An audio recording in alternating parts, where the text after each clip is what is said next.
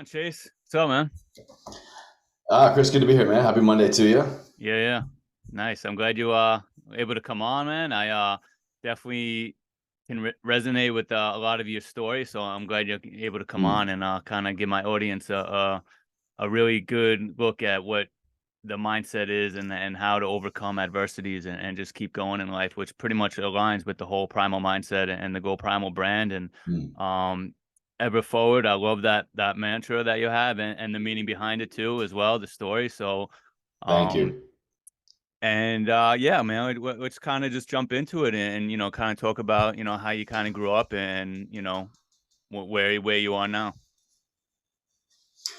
Yeah, so where I grew up and where I'm at now cannot be furthest from each other, Yeah. quite geographically, quite literally, quite everything, you know. Where I'm at now is in Los Angeles, California, living this entrepreneur life, living this life of my design, living this life where, every day I wake up and kind of just craft out my meaning, my purpose, my work. But that's definitely not how things got started. Growing up a small town kid from Southwest Virginia, I don't even think I knew what LA was for quite some time, or really anything outside of that small town bubble, that Bible Belt bubble. But you know what? By taking a series of select choices, by leaving home, by continuing a family legacy, by choosing to choosing to keep getting up when it seemed like life was trying to push me down quite a bit, Mm. regardless of my intentions, regardless of my outlook, regardless of what maybe my family or the community or I had tried to set myself up for in terms of, education. And once you do leave the nest, what is the world going to hold for you, and what kind of man are you going to be? And I know that's a lot in between there, but I'm sure anybody listening coming from a small town or even a big town, but limited thinking people, you never really would expect that you would be the one, and never would think that you would be the one to step out and to just think differently, do differently, and then kind of just make a life for yourself out of that. There's one way to go about life, and that's just the way that we are taught, the way we were told. But anybody that does anything different from that, there's no going back. And so, yeah, man, it's been a wild ride to look back in the rearview mirror sometimes. Yeah, definitely. And what part of Virginia was it? What was the town? Roanoke, Virginia. It's way down southwest, almost to the border of North Carolina. Oh wow, yeah, you're definitely down there. I had some family in Northern Virginia, and I actually went to school in Fredericksburg, Virginia. Um, Oh, no way. Okay. yeah, I Yeah. went very brief stint in college. It was All right. All that that right. Yeah. that was when my days my dark days started happening. But yeah, like Centerville is where I had some uncles and cousins and stuff. So I was in Oh, Northern yeah. Virginia a lot. I know it's a lot different than where you were probably at. But Yeah, yeah, I definitely I spent like quite a few Virginia. years up there as well. Mm, Yeah, once I kind of came back from the military and went back to school in Richmond, Virginia, and then kind of pursued life up in Northern Virginia for a little while, in Arlington for a year, then mm. lived in DC for about 4 years. So I definitely was all over Virginia. Was a Nova head for quite a few Yeah, years. Yeah, nice. Yeah, you mentioned the military, and first I just want to say thank you for your service. I have nothing but the utmost respect for all our armed forces and, appreciate that. Thank first you. responders. As you can see, my one of my collections, the GP Patriot, which I definitely going to send you it. So you send me your address off air, and I want to get you one of these Oh, shirts. beautiful, man. Thank you. So I know for you that kind of was a lot of the adversity came from the military, and around that Mm, that time, and I know it's in your family, it's in your blood. So yeah, mm. how did that kind of take me through, like when you first thought about it and to kind of like your whole career about it? Sure. It was one of those things I didn't really think a whole lot about, to be honest, because it just made the most sense for me at that point in my life. I was someone that did okay in school, but definitely wasn't excelling in the ways that a lot of my peers were. And I wasn't excelling in a way that definitely was going to make me stand out on a college application. Definitely, I've learned over the years, I just learn differently. I love learning and definitely pursue it all the time, but just in that kind of environment, it wasn't conducive to the outcome that a lot of people were looking for to kind of take that next step.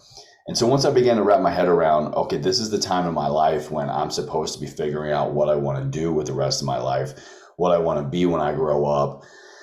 Am I going to go to school? Who's going to accept me? How much does that cost? Can I afford it? Can my family afford it? What am I going to study? Where am I going to go? Where am I going to live?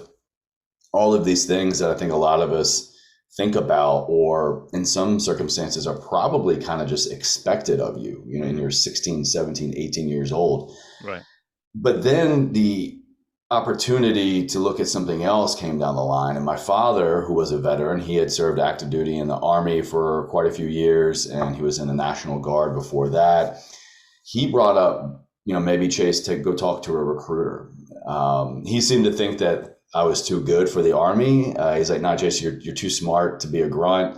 Go talk to the Air Force, you know, maybe see if you can get something different." And it just didn't pan out, honestly, the needs of the Air Force at the time. Even though this was 2003, you know, we were a Right. nation at war. Right. They just didn't really seem to care that much. And so I'll never forget, I was walking out of the Air Force recruiter's office, and this guy, this big burly guy from down the hall yelled out, "Was like, hey, where you guys going? Where are you going? You going to lunch?" And it was this Army recruiter who sweet talked my dad and I into going to get lunch. Long story short, wound up talking to the Army and enlisted with them because they had a lot to offer. Yeah. And, you know, again, a small town kid who wasn't sure what he was going to do and wasn't sure really the options he really had at the time. They were really offering a lot of bonuses, you know, college money. They were offering college while you were active duty. They were offering a $20,000 enlistment bonus. So someone who thought he wasn't going to get or didn't deserve any of these other opportunities, that was very, very appealing. And so the decision was really kind of made for me. I felt, you know, I saw these opportunities, and having kind of the inside man, so to speak, my father kind of talking to me about his experience, and this was never pressure. It was always just a choice. I felt like, oh, this makes the most sense. I'm going to be able to get out of my hometown. I'm going to be able to go do my thing in the military. I'm going to be in a really unique job. I enlisted and served under the military intelligence community, and I'm going to get school money. I'm going to get a bonus. And so my life is set, right? And yeah, to your point, definitely that's the first time I really chose adversity. Anyone who joins the military, I believe, you know, to some degree what you're signing up for. You Right. know your life is about to get a lot more difficult, Right. and it's kind of asinine because you're literally raising your hand and volunteering to go into this, to get yelled at, to get beat down, to have, you know, just, you know, every day for quite a while be extremely, extremely difficult, both physically and mentally. Like, damn, I signed up for this shit. But yeah, and I did, and I went through it. I did boot camp, I did training, I did all these things, and then wound up serving active duty for a total of 6 years. Nice. And I know you were 17, I believe, when you decided to sign up, Yeah, I was and then young. yeah. I actually enlisted during my Christmas break of my senior year of high school. Wow. Was in what's called the delayed entry program, the DEP program. Mm. So you kind of just swear in, you do all the things, and then contingent upon the fact that you graduate high school, and then you ship off to boot camp. Yeah, so I joined at 17 and got out right when I was about 24. Okay. Now, at any point, did your dad kind of be like, I don't know? I mean, it sounds like he was all like 100% behind you, like for joining. Was there any like hesitancy from him being like, I don't know, you know, as far as like safety for your kid, you know, like Mm. you always want to look out for your kids, but I know it goes way back to, I think you said the Revolutionary War that you had family that were Yeah, ancestors yeah, from pretty that. much So every generation my family has served, like yeah. every guy, basically every generation as far back, we've definitely traced it back to the Civil War. Hmm. So it was that was a really cool kind of contributing factor Yeah. as well. There's this generational aspect of legacy beyond just, oh, my dad did this thing. He was definitely very aware of the circumstances, but again, that's why he was kind of routing me to consider maybe a different branch, Right. or definitely he was on board with military intelligence. He was an 11 Bravo. He was an infantryman. He served in an air assault unit out of Fort Campbell, Kentucky, and so he knew the ground pounding grunt version. And I think that was definitely part of his influence of Chase. I've lived that. I've done that. If you want to go down this path, I don't think that would serve you as best as something maybe Right. else. And so that just worked out with the needs of the Army at the time. This was 2003. We're just Yeah. beginning, Yeah. Operation Iraqi Freedom. We're in it. I And remember. so It was. he was a very he was very aware of things, what was going on, and what could be asked of me. My mom, on the other hand, actually, I had to have her sign the enlistment paperwork twice, because the first time she actually cried and messed up the paperwork and the signature was illegible. And I mean, she was like, I don't want my baby to go off to war, and like, you're so young, and all these Yeah. things that I can only imagine a mom is going through. Yeah. That's. I mean, But that yeah, I sounds. mean, it's one thing to join the military, but another, when you're in a country at war, Yeah. it's a whole nother level of conscious adversity you're choosing. And yeah, that was, obviously right when it happened. It was '03, was '01, I'm sorry, was so it was tough, man. That was a Yeah. tough time. Yeah. I was in '03 to '09. The entire time of my active duty career, we Yeah. were a nation at war. Right. And that was something that was very real for me. Every day I was receiving some kind of report, or I was actively involved in some kind of, report and intelligence collection and dissemination. And I was very aware of the reality of my life, and the reality of my profession, and the reality that my life could be cut short, and the reality that lives around me were getting cut Yeah. short.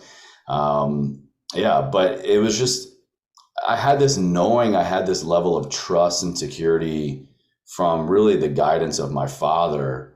And then, of course, once you're in, just knowing your job and knowing the brothers and sisters to the left and right of you, there is this next level of trust, respect, and love Mm. that we all know that's there, right? We all know that's there, but it's kind of the thing that you don't talk about, because if you spend too much time thinking on it, then that's when fear and doubt creeps in. And not only are you going to feel that, and that's potentially going to emanate out of you, but you're also going to have that, cascading down to the people around you. And that's just not a well-oiled machine, No. especially Yeah. Yeah. not in the military. So we all knew about it. We just didn't talk about it. We supported each other, supported the mission. And then, of course, whatever was asked of us, whatever we were called to do, we did. Yeah. Right. So I mean, I would think that you had your confidence was pretty high when you were that young of an age. Going into something like that, and it's great to have your dad to back you, and I think that, to me, I think, is Mm-hmm. a confidence booster. So, and I know you were 19, I believe, when he passed. Is that correct? Was it Yeah, 19? shortly after I left, he was diagnosed with a terminal illness, of ALS, Lou Right. Gehrig's disease. And so, yeah, I was 19 years old when he passed, January 22nd, 2005. And yeah, from the time I left boot camp to the time he passed was a really, really quick, Mm. very severe escalated case of it. So I unfortunately was not around for a lot of his last days. Where I was training, where I was stationed thousands of miles away, I would come home when I could, if I had a holiday weekend or could take leave or something. Yeah, I wasn't around a lot. Thankfully, I was able to come home on emergency leave. Mm. Anybody in the military, you ever get a Red Cross message, something really severe is going Yeah. down back home. So I was able to get out of duty at the time, come home on a medical emergency leave, and was able to spend about the last 30 days of his life with him and my family. So kind of got to catch up at the end a little. Yeah. Yeah, it's tough, man. And I'm sorry to hear that. And yeah, I was 13 when my dad passed. it was almost the same situation as far, he had cancer, so he got a sickness, but it was like Yeah, I very, read that. I'm very sorry for quick. your loss, man. Yeah, thank you.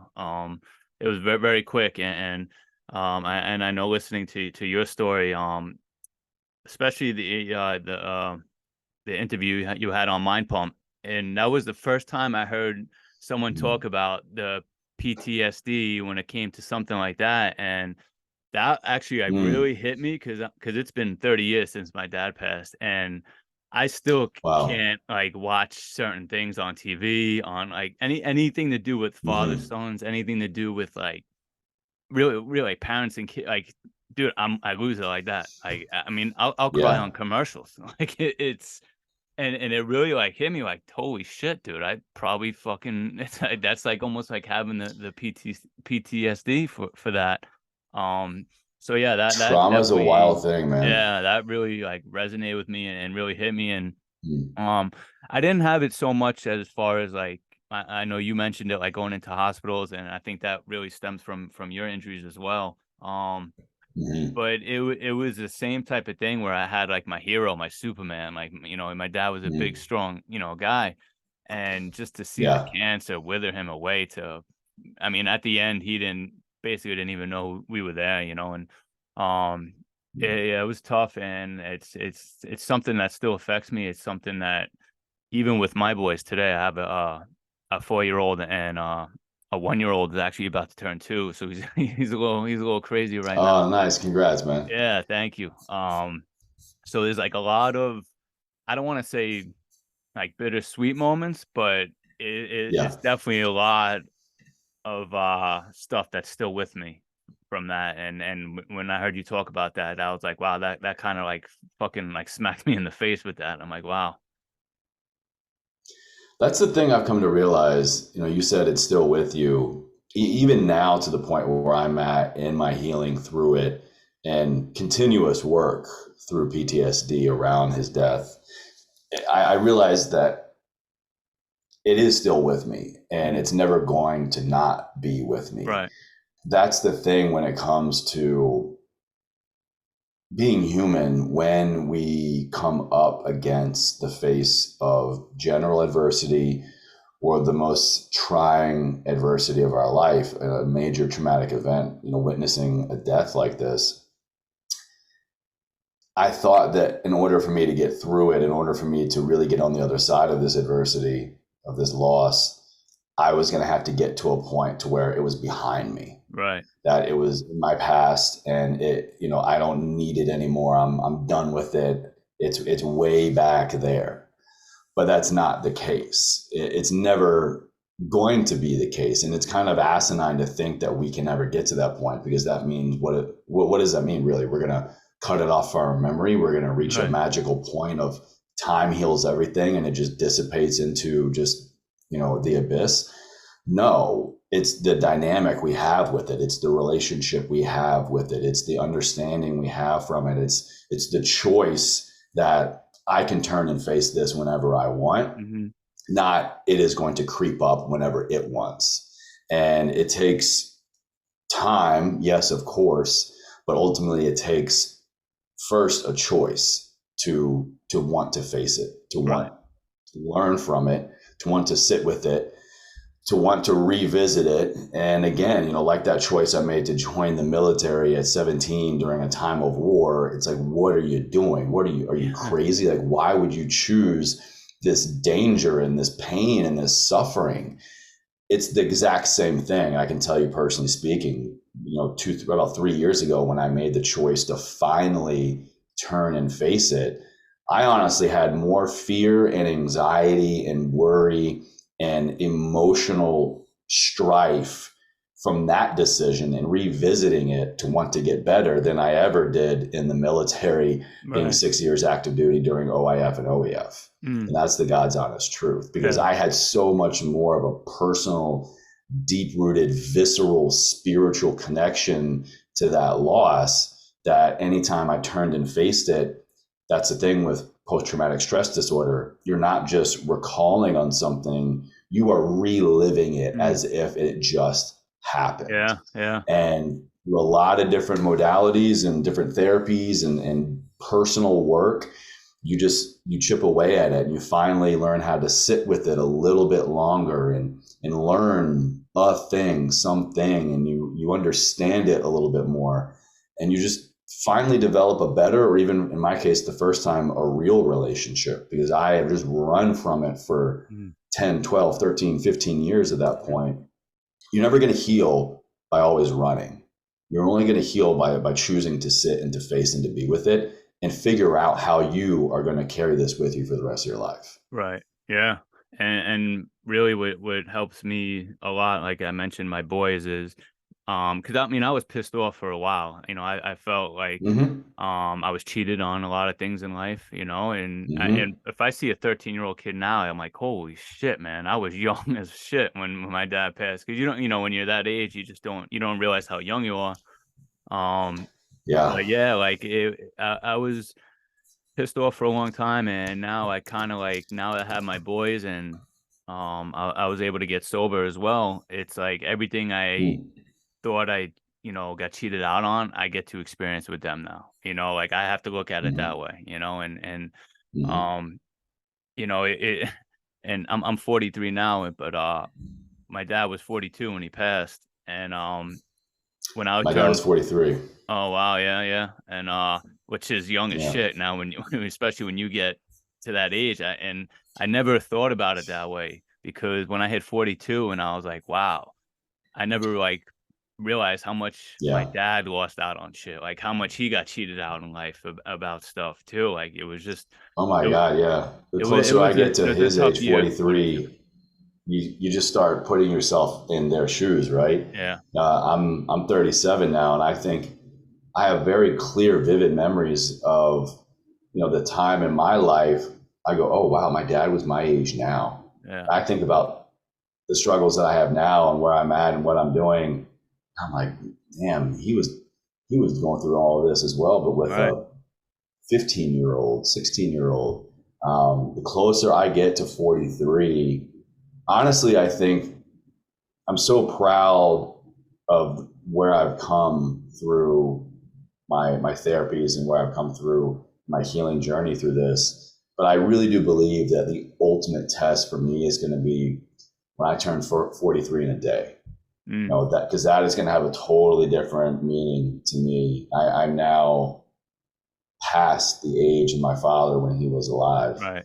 Um, I think that's going to be the ultimate check mark. Yeah, yeah, and yeah, when I was 42, I actually signed up and ran the half marathon here on Long Island, and that was, I mean, for me it was a big deal just because back from when I started my journey of getting better, like I couldn't even run five. I was at my worst, I was 300 pounds. I couldn't even run 5 minutes on a treadmill without having like a severe panic attack and just Wow, man, look having to at you. quit. It's amazing. Yeah, so like at 42 to be able to do that and then my family at the finish line, it was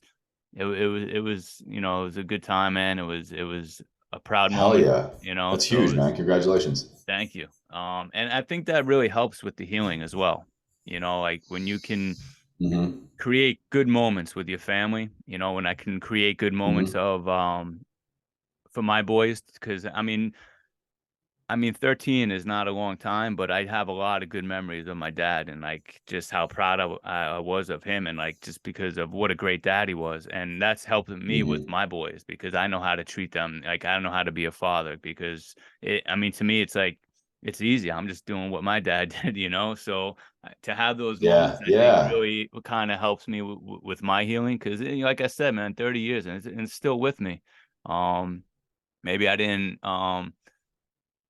tackle it as best as I should as far as like the healing process, and because I kept it down inside for a long, long time, which can definitely Mm-hmm. contributed to my drinking, my alcoholism, and stuff like that. And so like I said, I was 38 when I got sober, so it was a long time of keeping shit in Yeah. and just numbing Yeah. myself Been with there. alcohol, and in all honesty, I shouldn't really be here just because it was a lot of years of and my audience, they know, like, just blackout drinking and driving for, I mean, thousands of times, I would say. It was just, 20 plus years of Mm-hmm. it.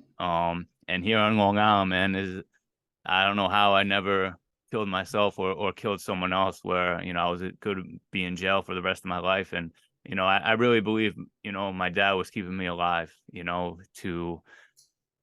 Must have been, think, yeah, yeah, just to be able to do what you're doing now. yeah, to just show like, you get past all this, man. Look, I didn't have any confidence, man, for a long time, man, because he was just not around. Right? Maybe, it definitely affected me, not him not being there. Um, so I think he kept me alive to show me like, look what you can get past. Look, I'm keeping you alive, man, because to get past like these Mm-hmm. severe anxiety attacks I had for like over a decade, almost every day, man. The mental warfare that went inside of my head, the depression, the absolute self-loathing of myself for years, man. Just hated everything about my life. Thought I was a failure. I thought I was a failure in his eyes, and I think he kept me alive, being like, no, man, I'm gonna show you who you can be, how confident you can be. Beautiful. So, Absolutely, um, yeah. that's kind of like how that's when I was like 30 years old when I kind of started making that turn and being like, I need help, and that was the first thing, was admitting that I needed help. So, um, It I always think, is, no matter yeah. what we're battling. Yeah, it always is. And actually, I wanted to ask you, because I know your father passed, and then soon after that is when you were having your injuries and just like facing that more adversities. Um, when you look back, I mean, maybe you didn't realize it at the time, but when you look back at it now, that dealing with your dad's death, make you stronger in a way when those adversities came up, or at the time, were you not really, you just thinking like, fuck, here we go again. Here's something else that's fucking keeping me down. Man, it's quite a bit of everything. I mean, the whole reason why I wound up suffering those career-ending injuries that I did is because I just gave up. I just Mm, flat out gave up. Once he died, I became so confused as to why I was still here and why did I join the military? Why didn't I go back home when he was sick? Why? right. I'm the oldest of three. I need to go be a big brother. I need to go help my mom. I need to go help my stepmom. I need to help my family. My family needs me more than the country right now. That's what I Mm, believed, and I just felt like I had let them all down. And so I just kind of began to just slowly give up more and more on my own desires and my own aspirations and my own life, really. And that transpired into me seeking out opportunities to really kind of just end it all. I began to try and volunteer for deployments. The nature of my job at the time, unless you were volunteering, it was actually kind of rare for you to get voluntold, basically, to be put yeah. on a deployment roster. And so I did, and I began to work and get promoted, and I began to do all the things to put myself on that chance to go over there and then not come back home. And when I really thought I had an opportunity and things looked promising to solve all of my supposed problems, like your dad keeping you alive all those years of poor choices. Mm, I feel like that's kind of the same situation that I had. I was in a deployment preparation. I was going through all the motions and going through all the war games and all the trainings and all the things. And in one of those trainings, actually, I was leading an assault, leading my squad against the opposing force. We call it the Op 4. um, and I just completely just wrecked everything. mm, I was leading an ambush, leading an assault over this small hill, and I'd been out in the field for just a few days, but living off of probably like 5 hours of sleep over a few days, and all my body armor, all my battle rattle, all my everything just completely drained, and just one of those freak things where you know you go the wrong direction and your body is like, hold up, we weren't prepared for this. So yeah. I tore my hamstring, really kind of like suffered a lot of torsion to my L4, L5 vertebrae. Kind of part of my back wanted to go one way, the rest of my back wanted to go another. And all of that compounded. So I got pulled out of that training right away, of course, and that quickly compounded into further injuries and issues. I was just not following my rehabilitation. I was just trying to rush things so that I could get back to that deployment opportunity. And pretty soon after, a few months later, wound up needing to have completely, both my femurs reconstructed. Just unable to walk, just in immense pain all the time. So I then became basically a patient for the next year and a half, undergoing femoral reconstructive surgeries, where they would, cut me open from almost like the top of my knee up to the top of my glute, reconstruct my femur. I've got 2 rods in it, and then I was in the hospital and rehab on bed rest, just completely relying on others for weeks, months on end. And once I got to a point to where I could load bear that one leg, it was about an 8 to 10 month rehabilitation process. They went back and did the other side. So it was just like wash, rinse, repeat, wash, rinse, repeat. Yeah. And at the end of all that, they deemed me non-deployable. Like, your injuries are so significant, you can no longer carry on the duties of a soldier. So they medically discharged me. And so that's how my career got cut short. I was in pursuit of something that quite possibly was going to be the end of my life. But that was not what was in the cards. That was not what was meant to be. And so before that could ever happen, I had to go through quite a bit of suffering physically, had to go through quite a bit of suffering mentally and emotionally, because I had kind of decided also that I was going to make the military my career. I had already committed in my mind, 20 years. I'd already done about 4 or 5 years at that time, was looking at opportunities for re-enlistment to actually even go, it's called green to gold, switch over to an officer, and, really plan out the next 10 years of my military career. So at 24 years old, I'm having to start my life over again. Yeah. I'm having to learn how to walk again. I'm having to figure out what my next job, what was my daily living going to be at 24 years old. And on top of that, I'm still avoiding the death of my father. So I've just got every form of physical, mental, emotional, spiritual shit coming down my line. And the injuries definitely one of the biggest things that I went through, but it really kind of set me up for what I'm doing now in a big way, because I was so hell-bent on not accepting the doctor's orders. I was not willing to accept that this is just my life now. I'm not going to be this 24-year-old still using a cane to walk around and, relying on other people for help and not sure what exercise is going to look like for me. I mean, I'd been in the most active job in the world for 6 years. I had been playing baseball my entire life, running up and down mountains as a kid. I cannot imagine my life of not having that physical freedom. So I devoted 3 weeks after the military, the next chunk of my life to understanding the human body. I went back to school and I studied exercise science. I'm like, you know what? I'm going to figure this out. The doctors, the physical therapists, they might be at their threshold with me, but I'm going to figure out a way to maybe not get back to my norm, but I'm damn sure not willing to accept this new norm that, life had given me. So it really sparked my interest in the human body and the human potential. And I went on to study it, went on to start a career in health and fitness and wellness, and did that for many, many years.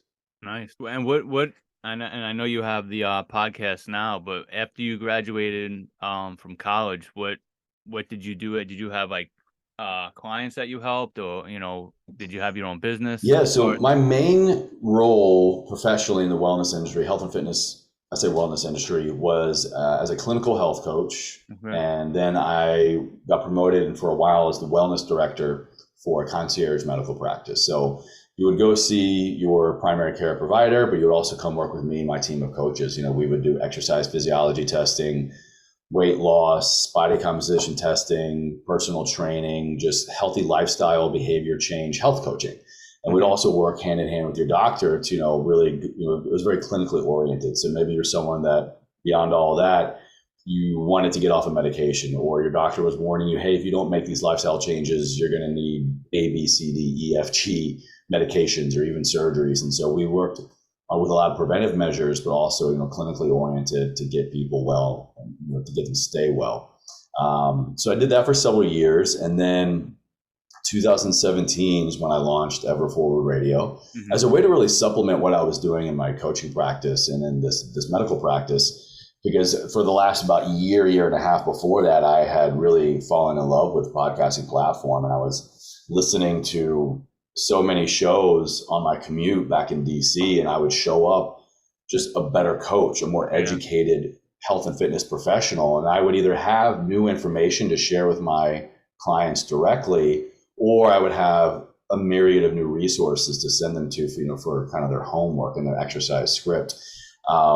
And I just decided, I'm learning so much, what if I was the one to do it? So I decided to start my own show, and it was just a way to supplement that. And it still is in a big way for me to supplement my continuous education around the human experience.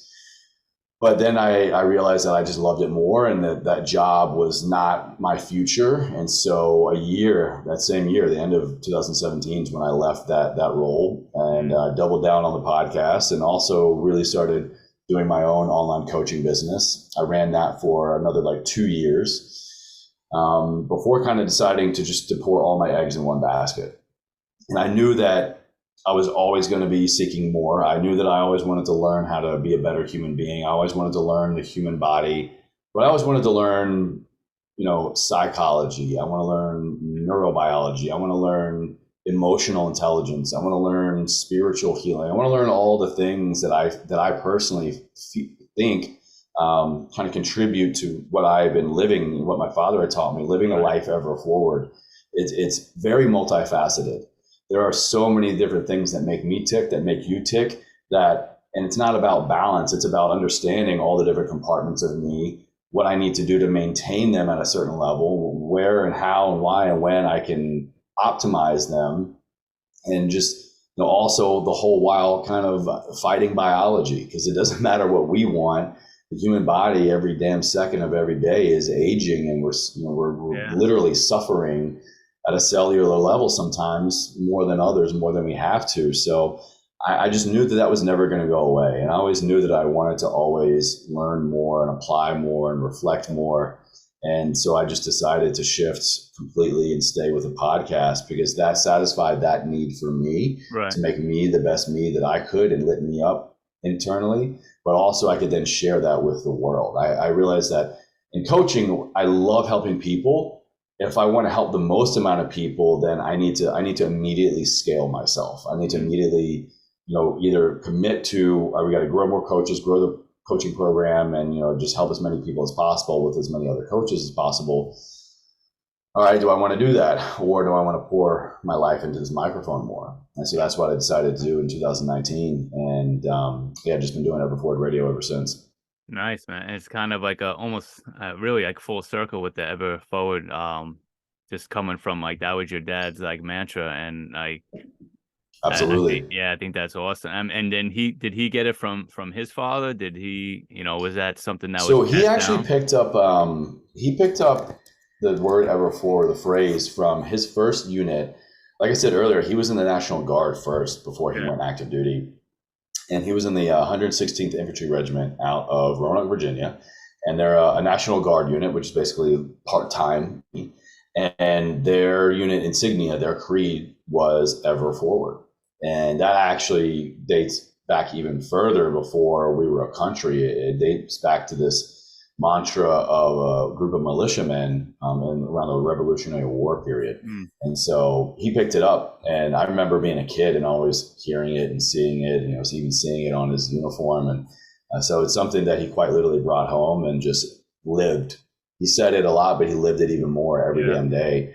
And just, stepping, when we choose to wake up every day and we step out into the world, we're choosing adversity, because life doesn't give a shit about what we want, and it's only going to throw everything it can at us. And I witnessed my father just wake up every day and lead the charge and set the example. And he was the glue of our family, the light of our community. And I knew that was something that I wanted to keep carrying on. And so it's a really cool way for me to keep doing that. It's a personal tie for damn sure, but now it's grown so much to a point to where it just kind of it's translated in unique ways and shared in totally different ways with so many other people. So it's got that home tie, Yeah. but now it's turned into so much more. Yeah, now it's your lifestyle, man, and it's Yeah, truly. I love it, and I think we think the same as far as I don't think everything happens for a reason. I think Mm. you got to make meaning of the things that happen, and you definitely did that. So just keep going forward, man. Just keep going, and if you just tell people where they can listen to you and follow you, and hear more of your story. Absolutely. Well, we've been talking about Everforward Radio. That's the podcast. Anywhere you're enjoying podcasts, you can find us on every platform. And I say the podcast is really my platform where I share long format versions of what it means to live a life ever forward, Mm-hmm. connecting with authors, community leaders, celebrities, singers, trainers, neuroscientists, psychologists, reality stars, anyone and everyone that I see that kind of embodies that living a life ever forward mentality. That's where we sit down, we have a conversation, we unpack it. Mm. And then on my social media, usually Instagram's my main thing, at Chase_Chewning. That's where I'm living it every day. I've really grown to appreciate social media for this kind of personal journal experience. I'm very open, very candid, very honest with things that I'm trying. And by things, I mean a product, a service, a habit, a meditation, a mantra, really anything. Because I wish that I kind of had that more in my life, people being as vulnerable and honest as they're comfortable with, but true honesty Right. and sharing their human experience. So it's just little glimpses into daily living a life ever forward on social. Yeah, absolutely, man. Well, I really appreciate you coming on, and off air, let me know where to send the t-shirt so you can rock the GP Patriot. Great, man. Thank you so much. Yeah, Yeah. no problem, man. And thanks again, man. I really appreciate you coming on. Chris, my pleasure. And to everyone listening, watching, ever forward.